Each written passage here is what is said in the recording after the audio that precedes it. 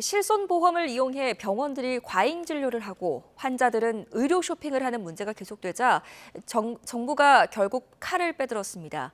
도수치료나 체외 충격파 치료 같은 비중증 치료의 경우 실손보험 자기부담금을 늘리는 방향입니다. 백종규 기자입니다.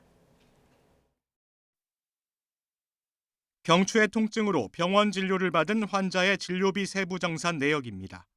16만 원이 넘게 청구됐는데 이 가운데 도수치료와 체외 충격파 치료, 비급여 항목이 15만 원이나 됩니다. 하지만 실손보험에 가입했다면 비급여 항목 15만 원 가운데 상당분을 돌려받을 수 있습니다. 환자 입장에선 적은 돈으로 비싼 치료를 받을 수 있는 겁니다. 그러다 보니 비급여 진료를 거리낌 없이 받고 병원도 과잉 진료를 이어나가는 환자와 의료진의 이해관계가 맞물린 악순환이 이어집니다. 지난 2021년부터 올해 8월까지 나간 실손보험금을 모두 합하면 7조 원이 넘었고 올해도 지난해 지급 보험금 규모인 2조 원을 다시 넘어설 것으로 예상됩니다.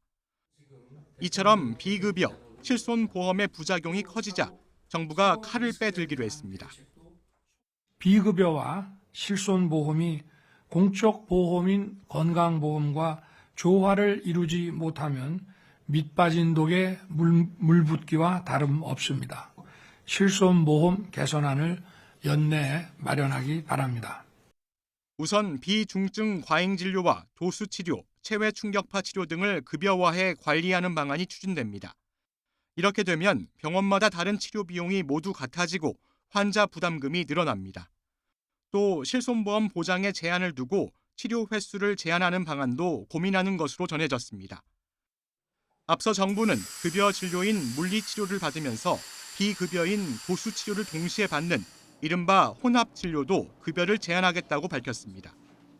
하지만 자칫 진짜 치료가 필요한 선량한 실손보험 가입자가 피해를 볼 수 있다는 우려도 동시에 나옵니다. 또 소비자 입장에선 실손보험 보장성이 줄어드는 만큼 보험료 인하 등의 지원책이 있어야 한다는 목소리도 잇따르고 있습니다. 대통령 직속 의료개혁특별위원회는 여론을 수렴해 다음 달 안에 혼합진료 제한 등을 포함한 실손보험 제도 개선 방안을 발표할 계획입니다. YTN 백종규입니다.